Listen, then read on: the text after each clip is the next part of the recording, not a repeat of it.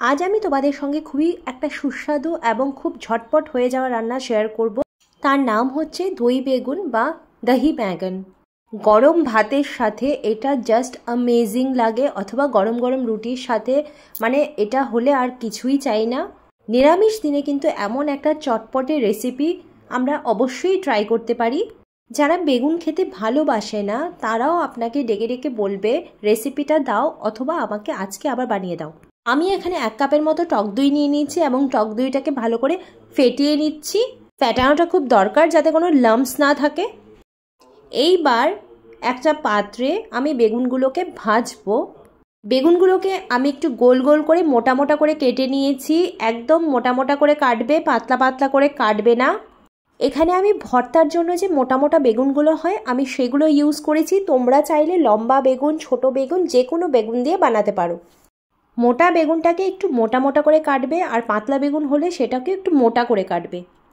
এইবার আমি ওপর থেকে হলুদ আর নুন দিয়ে বেগুনটাকে আমি বেগুন ভাজার মতো ভেজে নেব।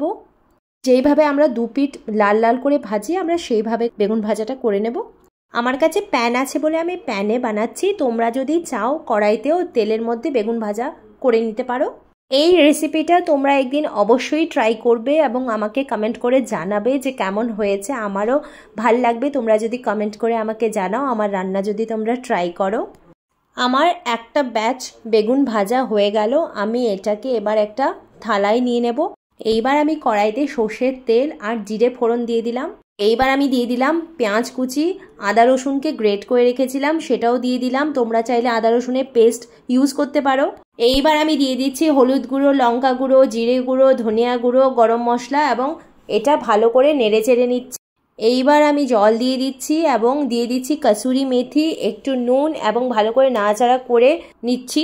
এইবার আমি 3-4টে বেগুনকে এই মশলাটার সাথে ভালো করে মিক্স করে নেব। বেগুনগুলোকে আমি একদম পুরো থেতো করে নেব মশলাটার সাথে। আর কিছু বেগুন আমি রেখে দিয়েছি। বেগুন মশলার সাথে একদম মিলেমিশে একাকার হয়ে গেছে। এইবার আমি ফোড়ন দিচ্ছি শুকনো লঙ্কা, জিরে, ধনিয়া, সর্ষে, কারি পাতা। এটা দইয়ের সাথে আমি মিক্স করব। দইয়ের মধ্যে আমি নুন দিয়ে দিলাম, একটু চিনি দিয়ে দিলাম এবং এই তড়কাটা দইয়ের সাথে মিক্স করে দেব। আমি এবার দইয়ের মধ্যে নুন চিনিটাকে ভালো করে মিক্স করে এই তড়কাটা আমি দইয়ের মধ্যে এবার দিয়ে দিচ্ছি এবং ভালো করে দইয়ের সাথে মিক্স করে নিতে হবে তড়কাটাকে। এইবার আমি দইয়ে মিক্স করে দিচ্ছি লাল লঙ্কার গুঁড়ো। কাশ্মীরি লাল লঙ্কা ইউজ করতে হবে, ঝাল লঙ্কা নয়। তবে তোমরা যদি ঝাল খেতে পছন্দ করো তাহলে ঝাল লঙ্কা দিতে পারো। আমি কালারের জন্য দিয়েছি। লঙ্কার গুঁড়ো, তড়কা এবং দই ভালো করে একদম মিক্স করে নিচ্ছি আমি। এইবার একটা পাত্রে আমি বেগুনের মশলাটা যে বানিয়েছি সেটা একটু দিয়ে দিলাম। এখানে আমরা লেয়ারিং করব। যেভাবে আমরা বিরিয়ানি বানাই, বিরিয়ানিতে আমরা লেয়ারিং করি, সেইভাবেই এখানে লেয়ারিং করব। এবার বাকি বেগুনগুলো যেগুলো আমি রেখে দিয়েছিলাম সেগুলো মশলাটার ওপরে একটা একটা করে সুন্দর করে সাজিয়ে দিচ্ছি। বেগুনগুলোকে ছড়িয়ে সাজিয়ে দিতে হবে, এই নয় যে একটার উপর একটা চাপিয়ে দিলাম। এইবার আমি তড়কাওয়ালা দইটা বেগুনের ওপরে সুন্দর করে একটা লেয়ার দিয়ে দেব। এমনভাবে লেয়ার দিতে হবে যেন সবগুলো বেগুনে প্রপার দই তড়কাটা লাগে। এই তড়কাওয়ালা দইটা যে আমি বানিয়েছি সেটা তোমরা এমনিতেও বানিয়ে অনেক স্যালাডে দিতে পারো, অথবা খিচুড়ি বা যে কোনো কিছুর সাথে, বিরিয়ানি টিরিয়ানির সাথে তোমরা খেতে পারো। মোটামুটি সবগুলো বেগুনে আমি দহি তড়কাটা সুন্দর করে দিয়ে দিচ্ছি যেন সবগুলো বেগুনে তড়কাটা লাগে। এইভাবে মোটামুটি দইয়ের একটা লেয়ার তোমাকে দিয়ে দিতে হবে ভালো করে। এইবার আরেকটু মশলা বেঁচে গেছিলো, সেই মশলাটা দইয়ের উপর দিলাম।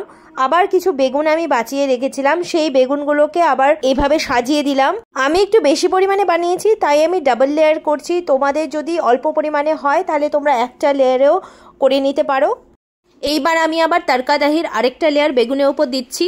আমার কাছে যতটা দই অবশিষ্ট ছিল আমি পুরোটাই বেগুনের উপর দিয়ে দিয়েছি যেন বেগুনটা দইটা সোক করে নিতে পারে। এই রান্নাটার আসল মজা, আসল টেস্টটা কিন্তু দইয়ের তড়কাটার উপরই হচ্ছে। তাই তোমরা নুন মিষ্টি একটু ঠিকঠাক মতো দিও, না হয় কিন্তু টেস্ট আসবে না। এইবার আমি ফ্রেশ কুচিয়ে রাখা ধনেপাতা ওপর থেকে ছড়িয়ে দিচ্ছি। ফ্রেশলি কাটা ধনেপাতা ছড়িয়ে দিলে এই রান্নাটার টেস্টটা আরও বেড়ে যাবে। ফাইনালি আমার দহি ব্যাগন অথবা দই বেগুন একদম রেডি। তোমরা গরম গরম ভাতের সাথে এটা সার্ভ করবে, অত্যন্ত টেস্টি হয়। তোমরা বানাবে, আমাকে কমেন্ট করে নিশ্চয়ই জানাবে। নিরামিষ দিনে তোমরা এটা অবশ্যই বানাতে পারো।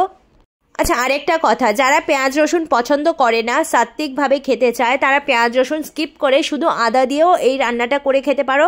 টেস্টটা সেমই হবে, শুধু টমেটো অ্যাড করে দিও মশলাটা যখন বানাবে পেঁয়াজের জায়গায়। আশা করছি আমার এই রান্নাটা তোমাদের ভালো লাগবে। ভালো লাগলে লাইক শেয়ার কমেন্ট করে দিও, আর আমার এই ছোট্ট পেজটাকে একটু ফলো করে দিও। আরও সুন্দর সুন্দর রান্না নিয়ে তোমাদের সামনে আসার চেষ্টা করব। আজকের জন্য তাহলে এই পর্যন্তই, আসছি, বাই, টাটা।